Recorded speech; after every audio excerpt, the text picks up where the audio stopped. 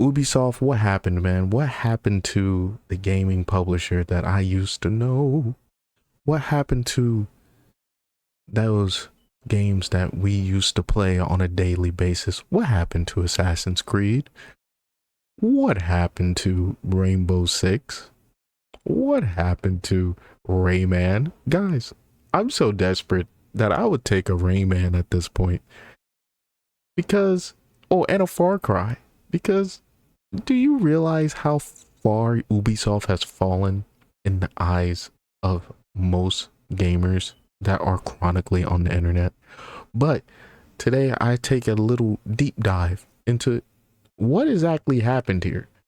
So let's start with how Ubisoft was founded. It was founded in 1986 in France by the Guillemot brothers, and they were very French. Ubisoft is a very French company.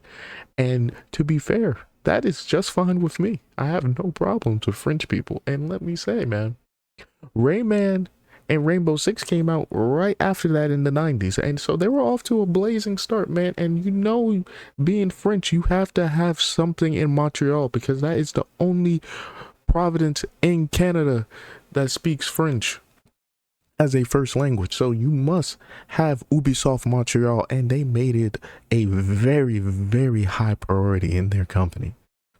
Now, it did lead to some nice games, man. It led to Assassin's Creed, Far Cry 2, Assassin's Creed 2. I mean, these are continuations of the same properties, yes, but they also tried some different ones, like Beyond Good and Evil, which none of you played, or Prince of Persia, Sands of Times, which none of you played. So as you already can see a pattern of them trying new IPs and them not necessarily sticking. And then when they try to scale up to a new IP, like Assassin's Creed 2, they actually do a really good job continuing the game series. Like Far Cry 2 was a good game. Assassin's Creed 2 with Ezio was a good game. Just objectively. Far Cry 3 with Voss kind of continues this legacy.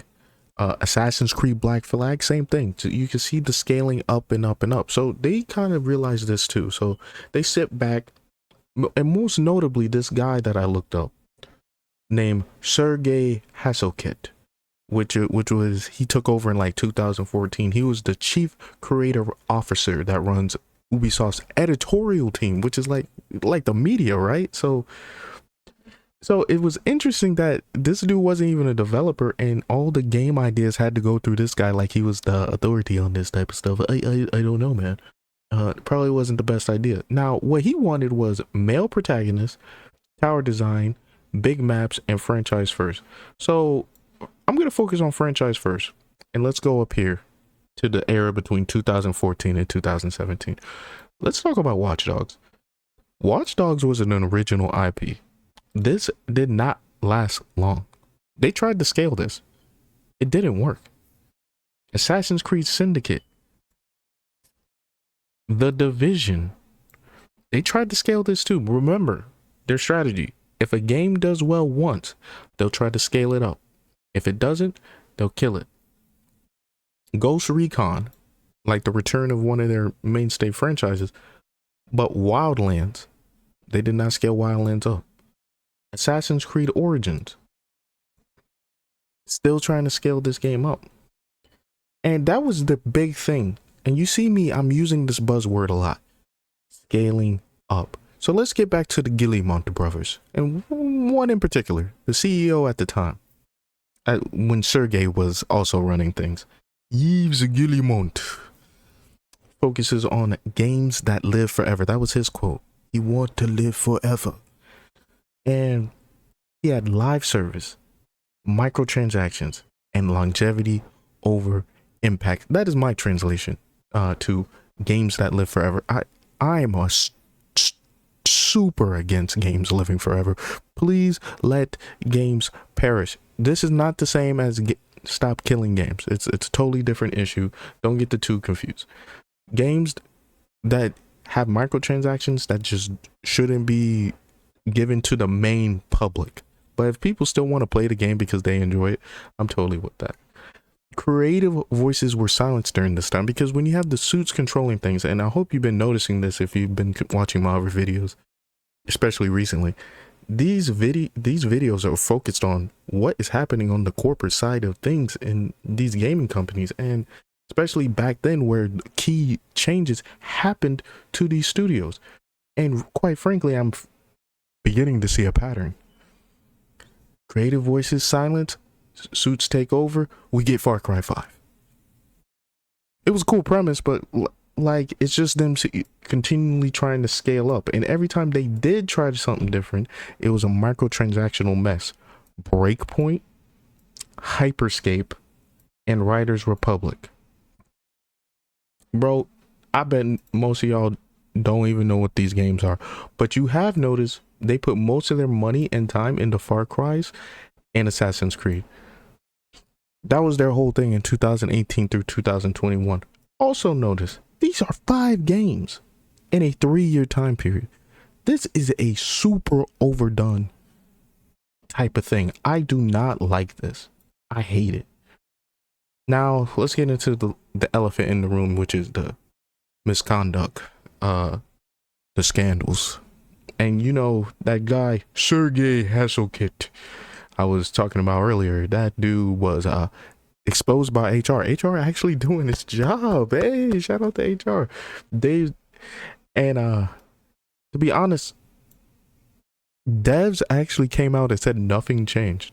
The same people running the company after the scandal were still running it, which actually makes sense, because nothing changed in Ubisoft after this event. Absolutely nothing. Can you believe it? Yeah, nothing. They're also, during this time, NFTs, our favorite thing. Don't you love NFTs in your video games? Me personally, no, I don't. But if you do, you could take, well, you could know where you could go, despite backlash from fans and employees. So yeah, it's great when your employees and your fans telling you they don't want something, you do it anyway, because of money and corporate greed. Man, it's the same story, innit? You take a small company, you scale it up, you keep scaling it up, you keep scaling it up to the perfect hype. You're not even halfway up yet, and then you fall right down of Mount Everest in a blaze of glory. I love it. I love it a lot. I actually love when the fall happens. It empowers me. It makes me know that maybe gaming can get back to a point where people actually enjoy picking up the games. And you know, another French gaming studio, Claire Obscure Expedition 33 came out, and that game is pretty darn good. I only played like up to a certain point, but because, you know, I'm busy, but it looked good at what I played, to be honest. So hey, not everything's doom and gloom, but we must look at the past to understand the future, or we are doomed to repeat it. And to be honest, if a company comes in and buys Claire Obscure's gaming studio, the same thing is going to happen. So, like, don't think Ubisoft is these like terrible bad guys. They just got scaled up and kept scaling until the perfect height where they crashed. Keep that in mind. I'm repeating it for a reason. 7 games were canceled in 2023. Skull and Bones came out. Bro, Skull and Bones was such a colossal disappointment. I cannot believe they actually thought this was a good idea. And to be honest, they were more focused on thinking of different ways to get your money out your pocket than actually make these games semi-good. It's tough, it's harsh, but I mean, someone has to say it, right? But can you ever come back from this? Ubisoft will be a lesson to all other gaming studios that wish to scale up and lose their soul in the process. It doesn't matter if you give us the Assassin's Creeds. It does not matter if you give us the Rainbow Six Sieges. You will have a fan base, sure. But one day, the internet and every person that you have wronged in your super escapism towards super greed, the utopia of money in the sky, you will be eradicated eventually.